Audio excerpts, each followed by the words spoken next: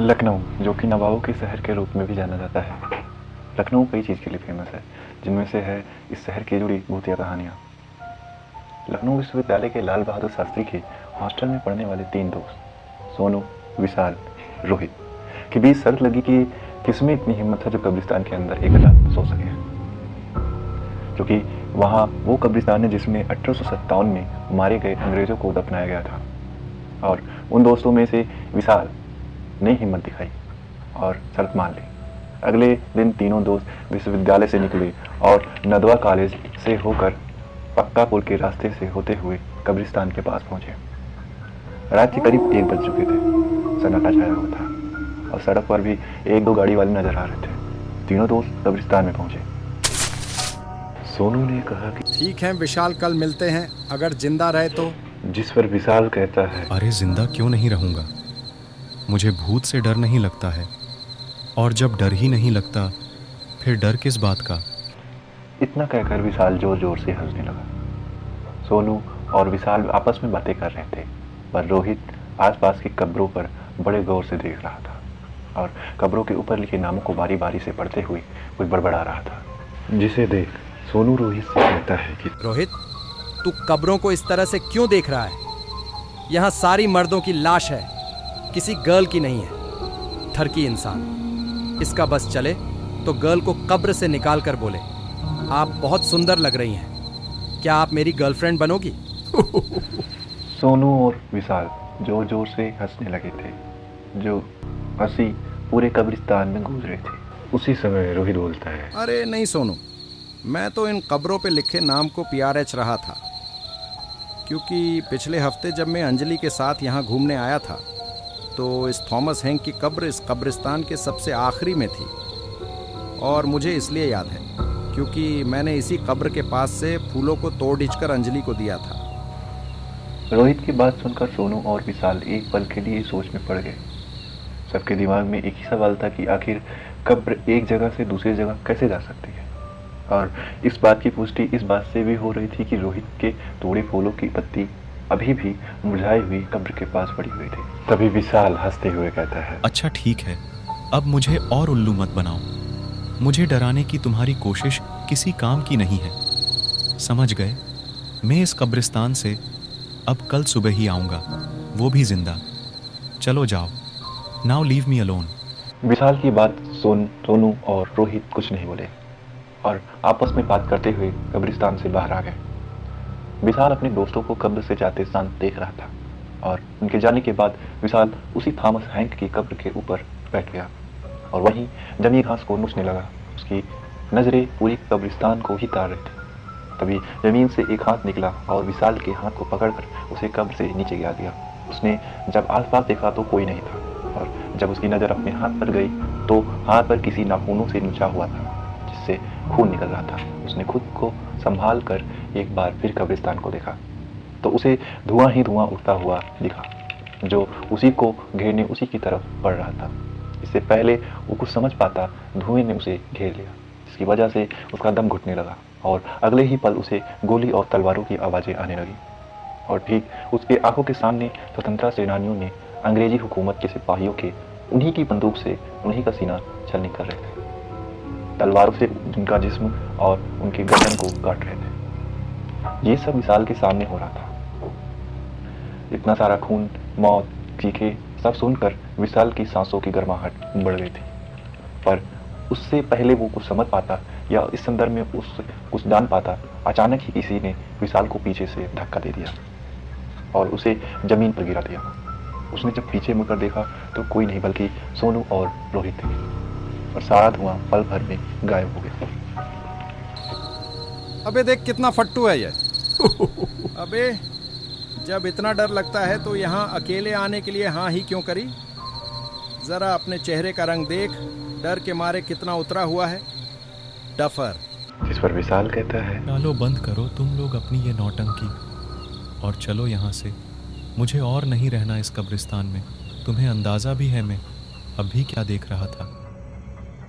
सोनू और रोहित जोर जोर से हंसने लगे, क्योंकि अचानक धक्का लगने की वजह से विशाल डर गया था। विशाल जानता था कि जो उसने अभी देखा है वो कभी अपने दोस्तों को समझा नहीं पाएगा। इसलिए जुझलाता हुआ दोनों से कहकर बाहर जाने को हुआ ही था कि रोहित ने उसका हाथ पकड़ उसे रोक लिया और बोला, अबे तू अकेला कहाँ चल दिया? चिंता मत कर, तेरे साथ साथ अब हम भी इस कब्रिस्तान में रुकेंगे। फिर तो ठीक है ना?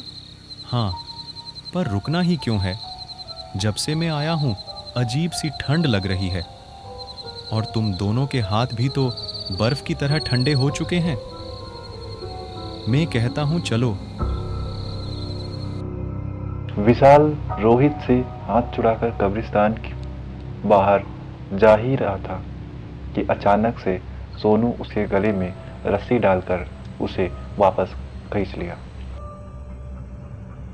सोनू, ये तू क्या कर रहा है? रोहित, तू सोनू को रोकता क्यों नहीं? तुम दोनों मेरे साथ क्या कर रहे हो? विशाल चीख चीख के सोनू से कहे जा रहा था, पर सोनू ने उसकी एक नहीं सुनी और घसीटता हुआ एक पेड़ के पास ले आया। फिर रस्सी को पेड़ पर फेंक कर दूसरी तरफ से खींचता हुआ विशाल को फांसी चढ़ाने लगा। विशाल, जो सोनू से रस्सी छुड़वाने की कोशिश करते हुए कहता है, अरे सोनू, ये तुम क्या कर रहे हो? मैं विशाल, तुम्हारा दोस्त।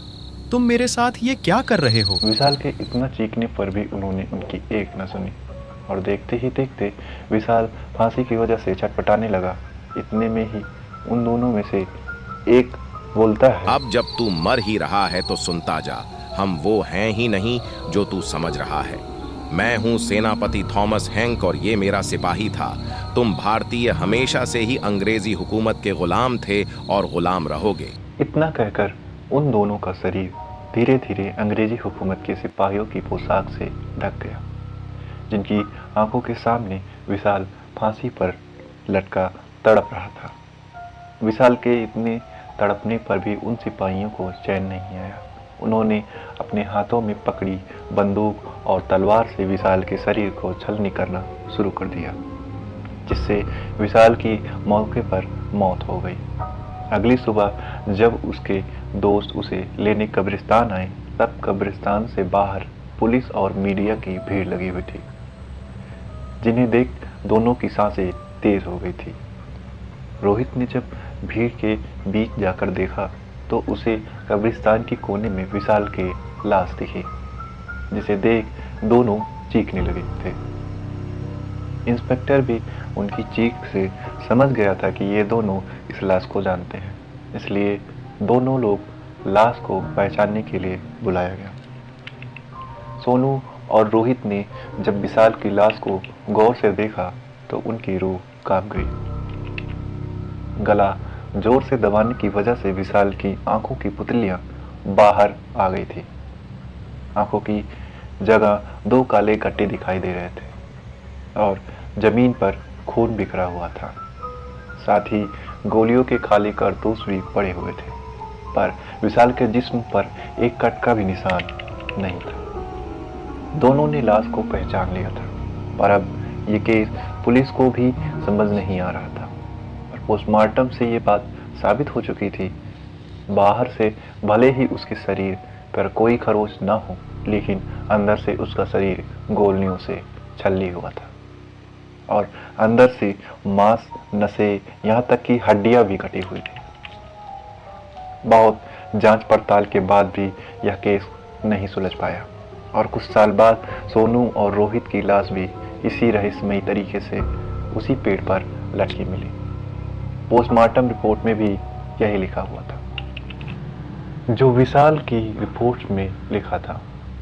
शरीर पर एक भी कट के निशान नहीं, पर अंदर से जिस्म गोलियों से छलनी पड़ा हुआ था और तलवार से मांस के साथ हड्डियां भी कटी हुई थी। आज भी इस केस की फाइल पड़ी हुई है, लेकिन अब वक्त बदल चुका है। सरकार ने कब्रिस्तान को संरक्षित करते हुए चारों तरफ दीवार बनवा दी है और लाइट के होने के बावजूद लोग उस कब्रिस्तान के पास जाने से भी डरते हैं।